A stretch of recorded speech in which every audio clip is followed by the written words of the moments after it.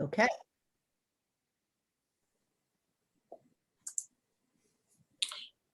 Okay, good morning or no, good afternoon, sorry. We want to welcome you, Jeff.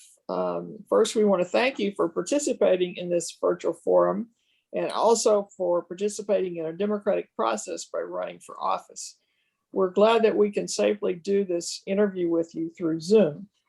My name is Virginia Gray, and I'll be asking the principal questions, and Linda Brown will be asking the follow-up questions, and Julie will be the timekeeper. Yep. So any other people that attend the call, they will be on mute, and so they won't be asking questions. We have a lot of questions to get through, so we're suggesting that you limit your response, and we'll be giving you the amount of time for each question as we ask each question. And then Julie will encourage you to finish up if you reach the time limit. So as you know, we're videotaping the session and we plan to make it available online in its entirety. If we should do an abbreviated version, we would ask for your review of that, those edits. So first, if you could, in 3 minutes or so, tell us how long you've lived in Chapel Hill, why you're running, and what previous involvement in community issues or other experiences do you think make you a good candidate? I moved to Carrboro about 8 years ago, and I think I've lived in Chapel Hill proper for 5 years, and I mostly want to get involved because I have a lot of friends who run businesses and bars and restaurants in the downtown area who have been overwhelmed in the last couple of years by the town policies and changes, and I want to try to help them as best I can. Okay, do you have previous involvement in community issues or other experiences that make you a good candidate? Not anything directly, I don't know, but I'm willing to learn, and I'm pretty good at dividing up variables for different sort of stuff and applying best practices. Jeff, I'm the timekeeper and you have another minute. So could you just say a little bit more about the concerns that you have about downtown? My main one concern is the parking efficiency that they have. Not necessarily getting more spots, but this last year in 2019, the parking efficiency was at 38.7% based off of total parking efficiency we had, hours available, and revenue generated from it versus total revenue generated it could make. I was also more concerned going back on a 10-year trend for it, and the parking revenue hasn't really increased since they've increased the prices of parking. So that indicates that we had a fine parking efficiency before that, and it has been dropping down recently since that. Okay, thank you. Okay. In recent years, some developers have pooled their campaign donations, and that's become more common. So we are wondering if you intend to accept campaign donations from people outside of Chapel Hill who will be doing business with the town. I don't intend to take any campaign contributions from anyone. If I can't meet or talk to somebody, I feel that's not a true small town local election. And if you broadcast or do any sort of commercials to promote yourself, that's not really a local person. You're not talking with somebody. So therefore, I'm not going to take money or plan to spend any money. The only money I've spent was the $25 I had to set up a bank account to be in compliance with North Carolina election laws. Okay, thank you. Now we want to turn to talking about a mix of housing around town. Could you please discuss in 3 minutes or so the affordable housing needs that you see in our community? I do know a lot of my friends who work around in the downtown area are trying to find a place. A lot of them have had to move out of town, really, to either Chatham County or the outskirts of Durham to actually afford a place to live.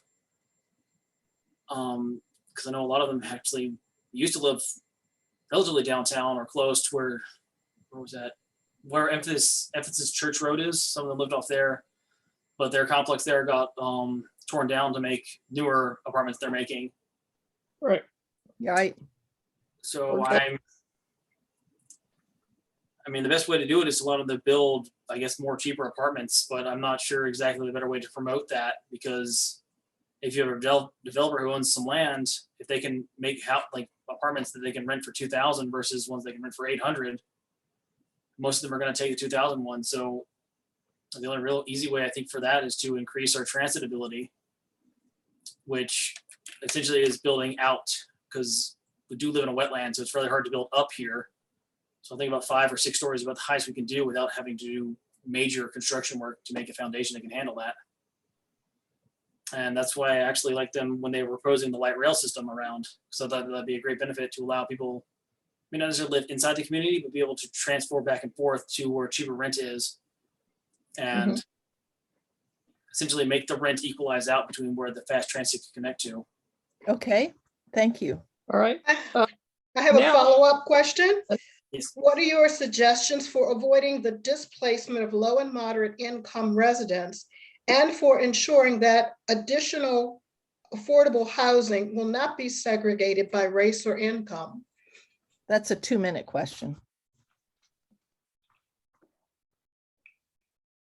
Let's see, that was, Kind of covers the same ground, that avoiding the displacement of low and moderate income residents.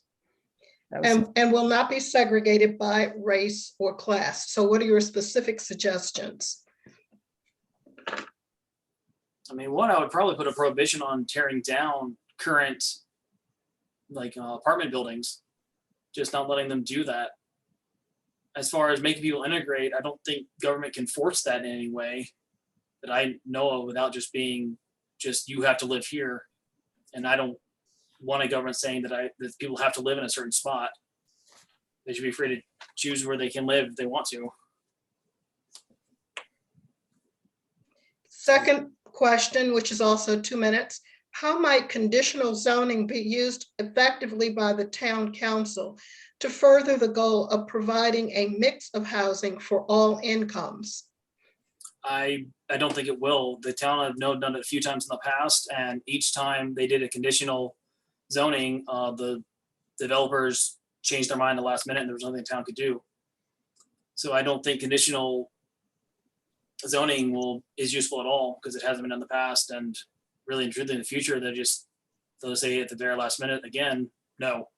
And there's nothing you can do once the building's up and being built. Okay, All right, now we're going to turn to growing a strong economy. And the first question, which is a response of 3 minutes, how has the form-based code as implemented in Chapel Hill's Blue Hill District, which is where I live, how has it strengthened our economy? How or how not? sounds like you used to live over there too. Yeah, I've had friends with it. I don't really know how it helped. I know to me, it wasn't a good, it didn't seem like a good plan to me, because they tore down my friend's place where they were living. I couldn't really find anything else about anything that's actually helped to improve as far as people living or businesses or anything general in that area. So I don't really have much of an opinion on it outside of, I know it took away some of my friends' place to live. I have a follow-up question. Doesn't say the time, but I guess 2 minutes. How might conditional zoning and other policies be used to support locally owned businesses?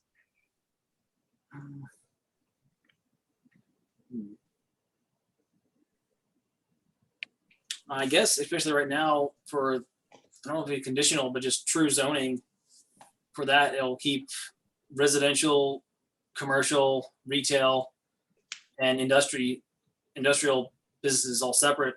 And if you do that, that helps greatly for the most part, because it keeps essentially bigger corporations from coming in and swooping in and just overpricing smaller local places. So if you keep it out from being a commercial district, whereas it's just what's that word? Residential, not residential. What's that right word for it? Because there's 3 zones. Commodity, not the commodity-based ones. They do it with retail. That's the one. Retail. Okay, Retail words. The second part of that, the Stevens Housing Report was presented to the town council on September 10th. what kind of course correction needs to be made? I don't know. I couldn't find that housing reports posted anywhere online, and so I don't know. I'd be glad to send it to you after our interview if you're Oh, interested. thank you. I appreciate that. Yeah, there's been a lot of interest in it. The final follow-up question for this section. What do we know about the costs and benefits of residential housing to the town's net revenue? In other words, is residential development paying for itself or not? I believe it is from the budget reports. They seem to be breaking even, which I think is a good thing. So what budget report was that, Jeff? When was that? The 2020 budget report. Ah, It showed that. I know that it showed the final amount we had was total in the red of about 600,000, but I think the housing part of it was revenue neutral. So I'm pretty sure that part was, is that a town budget report you're referring to? yes. Is that the thing that was on the agenda that's coming up tonight? That the Blue Hill report card, is that what you, or is that something different? It's something different. It's the actual, they have to post a yearly budget and what they spent stuff on. Okay, That's what I got the ones from 2019 and 2020 and I read through them. And that's what I'm quoting off of right now. okay. Okay, let's move on to the topic of building a green infrastructure. So what are your priorities for green infrastructure for the town? So we're thinking of things like parks, tree canopy, transit, stormwater control, greenways, and green spaces. And how would you act on these as a council member? This is a 3-minute response. My main thing would be try to actually get a modern rail system in that goes south of Chapel Hill and potentially connects to Ashboro and south of RTP to allow it to be a main hub of just interconnecting the cheaperways that are the different communities around. Because that way it'll make it so that we won't have to actually drive to get into RTP, which will save on gas emissions and just overall random pollution and oil that leaks out from using cars. It'd also give people more of a choice, especially in the area, to choose whether to live in a place that requires them to drive a car or use the rail system if we implement it. Okay. Okay. You have a follow-up question. What are your ideas for how the town council might direct the use of open tracts of land such as Legion Road, the heritage site at East Town, the Green Tract, and J Street? I've actually walked through a few of those places, and I think the best course of action is to just leave them alone, because most of them are already type of a wetland area. You can't really build stuff well on them without doing a lot of other invasive engineering in those sites. And once you do that engineering so that you can build on them, they become more prone to rock slides and just ground sliding because they were an old wetland. And that is a downside of being able to build here. Is it is kind of next to a wetland swamp, and it is part of a river and creek delta flood zone. So it's really hard for people to build on those things without nature just eventually just coming back, because nature will just keep going. Okay. How might the town's climate action plan be revised to address short-term achievable goals? Give an example. I do not know what the actual town short-term climate action plan is, so I can't answer that. Okay. So not knowing, perhaps I could suggest what would be some good short-term goals to achieve, because the town's climate action plan doesn't have any short-term goals in it. They're all long-term. Oh.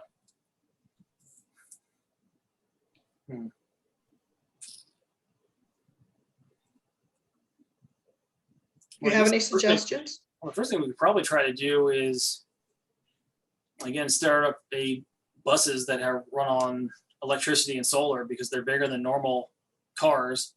So the surface area on the buses usually give them their ability to charge more to actually get enough voltage to power their engines more so than just a standard small electric car. I don't know the actual cost right now, just off the top of my head of converting that, but that could be a short-term thing they could do, is to start implementing and rolling out electric buses. Okay. Thank you. What pedestrian and bike improvements would you prioritize?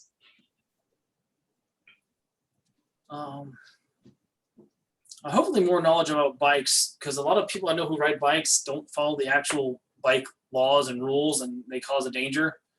I guess it should be more of a campaign to help educate most of them more about riding and proper riding etiquette and proper riding safety for a bike. And as far as pedestrians, I would try to implement more of those flashing lights at crosswalks, especially in high traffic areas, because those seem to have helped a lot with people not getting hit anymore. And also allowing cars to stop because they know people are crossing instead of just, I'm just going to go now. Mhm. Okay, That's never a good ending when that happens. Right. all right. So we're going to turn to. We still have supporting- one more question in that section. I think we turned that, I think we've eliminated that one, but you- Okay, Okay, we're going to turn to supporting public engagement.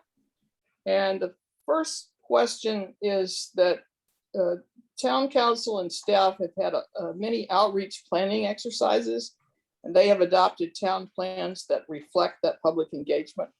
How would you be guided by these plans as you make land use decisions? I would look at them and try to learn from them.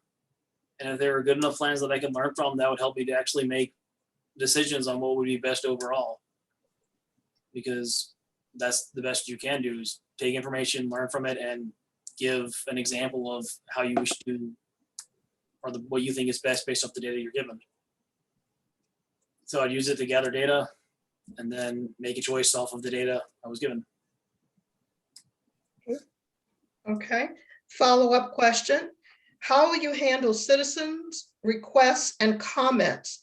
What efforts will you make to increase public engagement, especially with marginalized communities, to meet the needs of residents?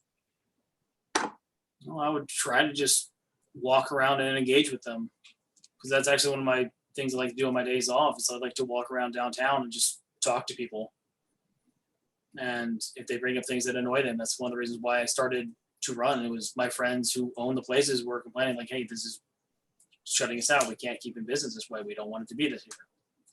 So I'd probably just continue doing that way, just walking around, talking to people in person, and just interacting as part of the town. okay. Okay, so now our last question is, could you give an example of a town council decision that you agreed with and explain why? And then could you give an example of a town council decision that you disagreed with and tell us how you would have handled that better? I agreed when they voted to implement the light rail, because I believe that if we wanted to actually have a modern infrastructure for people to travel around and be more connected, we're going to have to do that. If we want to make Chapel Hill and the general RTP area more national level or world-based cities in that sense. And the thing I disagree with was them raising the parking cost in all of downtown. They've done it a few years in a row with, again, the same results of not as increase in revenue. When they doubled the parking cost, revenue only went up about 10%. And then they increased it again by the same amount. And again, it only went up another like 10% or so. So the revenue hasn't matched up with the cost. So therefore I would just lowered it back down to help the town in general, because people don't stop at Chapel Hill to do anything but spend money on the local businesses. And if they're not actually in the parking spots, they're not spending money. Okay, that's all the formal questions that we have. Julie? I'm wondering if we could do a couple follow-ups since we have so much time Yeah. to respond to a couple of the things that Jeff has put out there. And I have a couple questions. Could we do that? Sure. All right, so you've been brought up the downtown a few times, Jeff, and I wondered if you could just chat more about what you've learned from talking to people downtown. It sounds like parking is a big issue. What else? What else have you learned? There's a lot of actual crime that goes on in the downtown that's not reported or interacted on, and a lot of people who probably need help that either the police just won't or can't remove from the area. I'm not sure which. I mean, there's been a lot of actual crime just talking to people. We've heard that from other candidates, actually. Like Yeah. I know, what was it? I think it was about last year, that guy who raped the girl in the Breadman's parking deck. He'd apparently done it to a few other women around town that weren't students, and they just hadn't been reported or pushed up upon. I know about a month ago, I was walking up and down Franklin Street, and there was a guy just walking naked in the street and yelling and being crazy, and they said we can't handle him right now. I think COVID has made things very complicated, I think. Not Yeah. as an excuse, but it has. It's made things just different, and we can't do it. But So my next question has to do with a couple of the responses you made to conditional zoning. I'm wondering what leverage do you think the town council has, because their responsibility is to review these development projects and try to make them better, or say no if they don't serve the needs of the council. So what's the leverage the council has in terms of the outcome of a permit? Thoughts on that? legally, once they give their permission, they can't redact it. But developers are allowed to change it by saying, oh, we can't do this because of cost or any other issue. So I'm not exactly sure. I'd have to read up more on NC law about what the town council can actually do about sort of things like that.